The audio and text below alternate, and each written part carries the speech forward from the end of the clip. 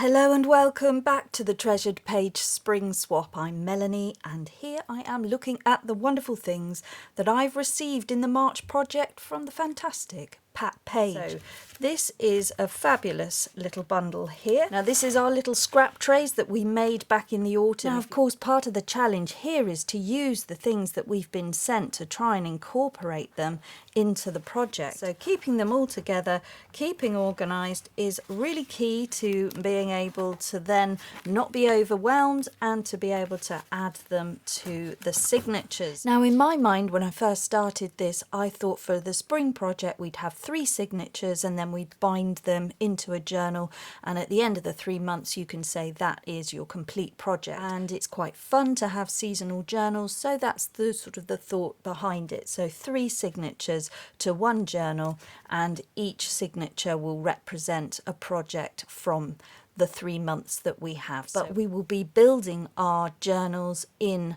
April, May and June because those are the spring months. And then at the end of June you will have, if you follow everything, if you have the time to do so, you'll have everything here to make this one final journal. So throughout April, as well as making the next project for my swap partner, I'll also be building my seasonal journal using the things that I've been sent here. So that's what I'm doing with that. So we had over 50 people for the March swap and we're taking everybody forward, and it has been an incredible journey. Just look at the amazing flowers that have been sent through already. I can't believe it. They are so wonderful to look at. I think you've all tried so incredibly hard to really pull this together. Lots of you felt like you might be getting it wrong.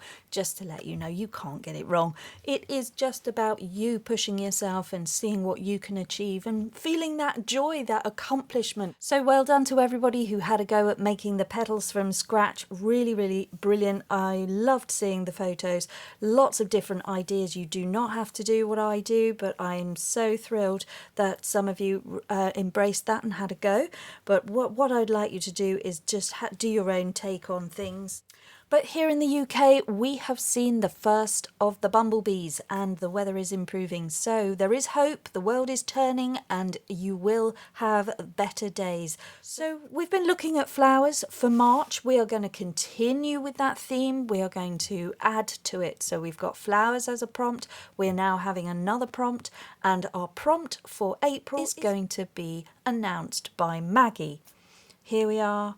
Our prompt for April is pollinators, and we're looking at pollinators with wings, and that can include the fairy world as well.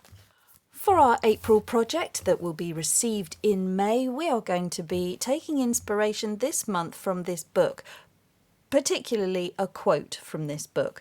Now, this is a popular children's story here in the UK by Michael Rosen. We're not particularly going to be crafting about bears, unless you want to, but we are going to be looking at the message within this book. And this is where the family go on a fantastic adventure to go and find a bear.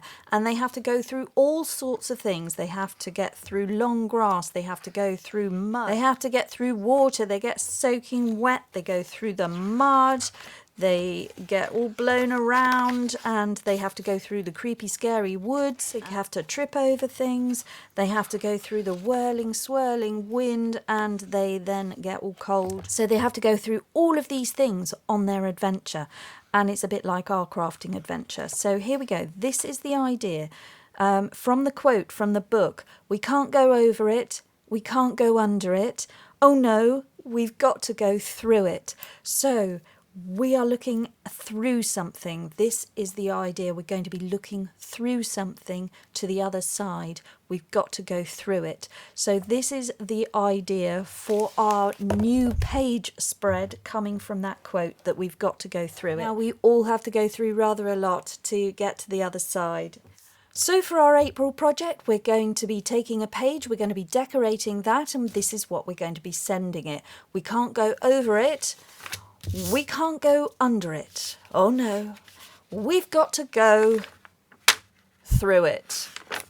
Yep, we're going to be making a hole in our page. We're going to be tearing that out, cutting it out, fussy cutting it out, die cutting it out, however you want to make a hole on the page, wherever you want to make a hole on the page, you choose. You're going to go through it. You're going to go through your page to the other side, and you're going to be developing the area in which you create a hole. And the idea for this is if you're going on a walk, maybe a nature walk, you often have a look through things. You look through cracks, you look through rock crevices, you look into caves, you might be looking through a gate or a chink in a fence, you might be looking through a keyhole. You're going through something, you're looking through something, and so what are you seeing on the other side? So the idea here is that you will be tearing away, cutting away, or just pulling away a portion of your page. So just get yourself a little starting point and maybe tear yourself a hole, or it could be that you cut it out really nicely and you create something. You could have a little window. Well, let's just tear it out and see what it looks like. So tear it out.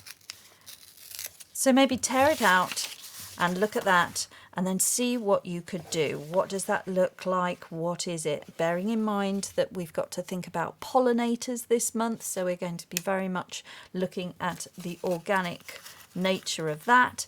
Could you do something with the bit that you've torn out? Could you be more dainty with it, less chaotic? But anyway, the idea is that you're going through a page, and then on the other side of the page you need to back that and make that into another writing area and incorporate the torn part into your design. So here you maybe have another picture. You could have other things through there that you might want to show off, any cards or anything that you've got that could just give you a sense of peeping through, just some whimsical idea there. And then you can bring in more flowers because we're looking at flowers, but we're also looking at pollinators, so you could add that sort of thing there and just do up a little page, and that's fine. Play around, see if you've got anything else you could offer in there to give you a nice little scene, and then you could just have it like that. So there's a couple of looks of how you could make that. You could ink around the edge and create something really cute. That's just one little page there, and that could then be the start of our second signature in a journal. Just a little bit of fun, peeping through something so that you can see to the other side. So this is a starting point idea for you to go away and have a little think of how you could do that.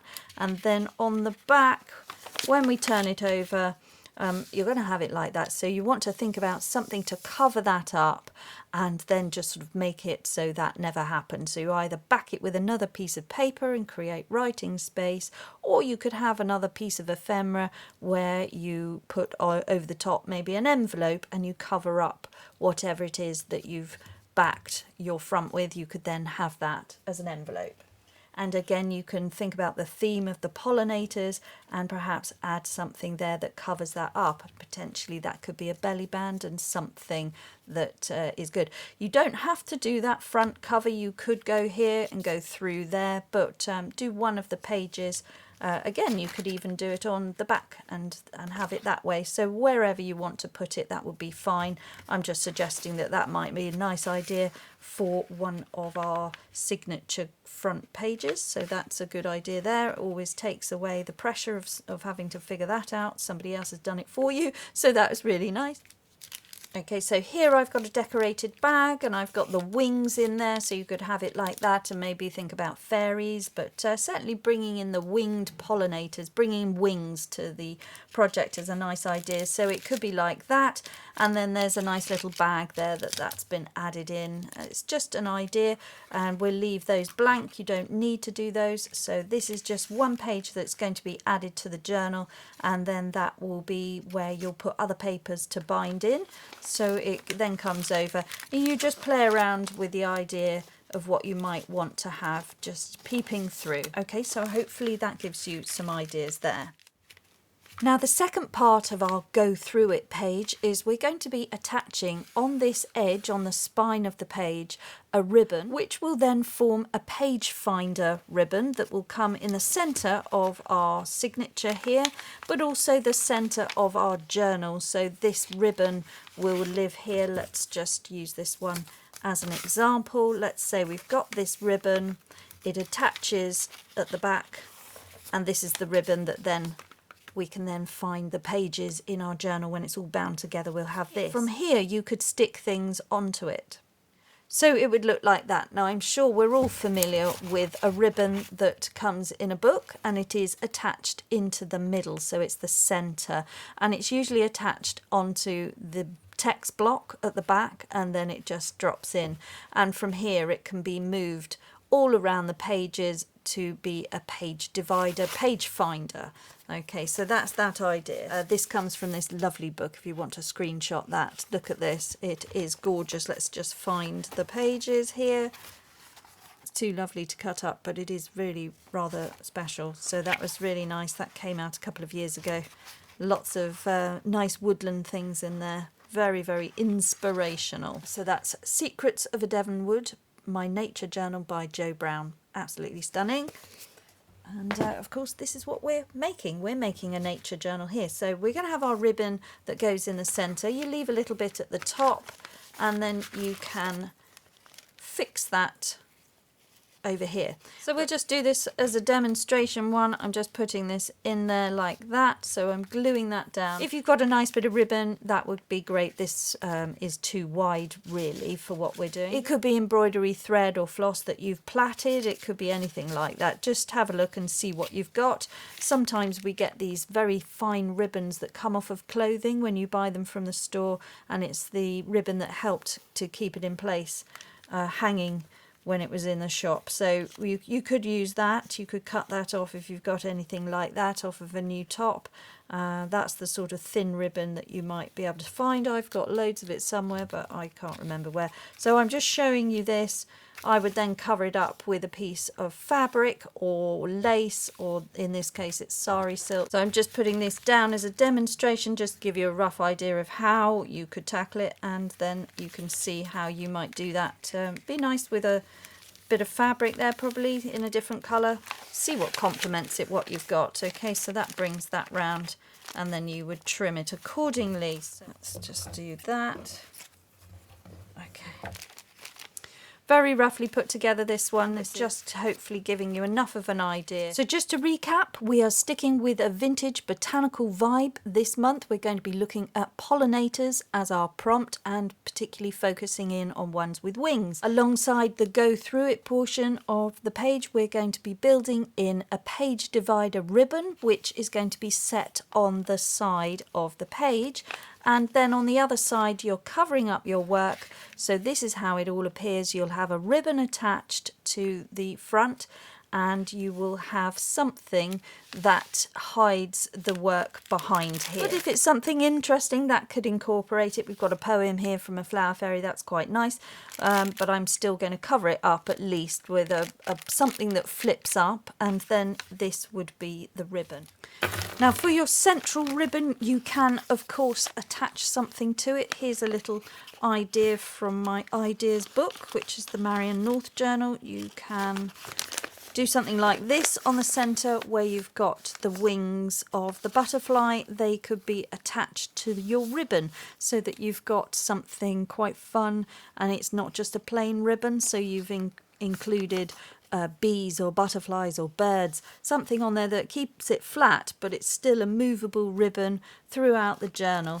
And if you want to put beads that swing off the bottom of it so they don't interfere with the pages, this is too short. See, that's no good at all because that's too bulky. But if they hang outside of the journal, that's also another thing that you could do if you want to put beads on the bottom of your ribbon. Or in this case, I've got some stamps which I've strengthened with glue, so those are quite firm. So there's just another idea of what you can do for that central string or ribbon. Scrap pack, project, papers, and a card to say who you are. Or if you want to do one of these, then you could do one of those, and I've shown you on a previous video.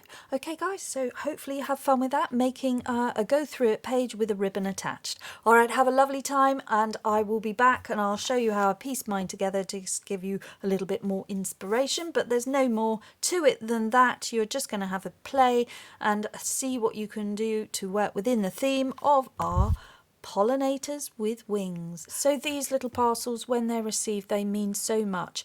They're a parcel of kindness, like a little hand. I'm here to hold your hand this month and let you know that everything's okay. Alright guys, so that's what this project represents. It's all about kindness and helping someone else go through something.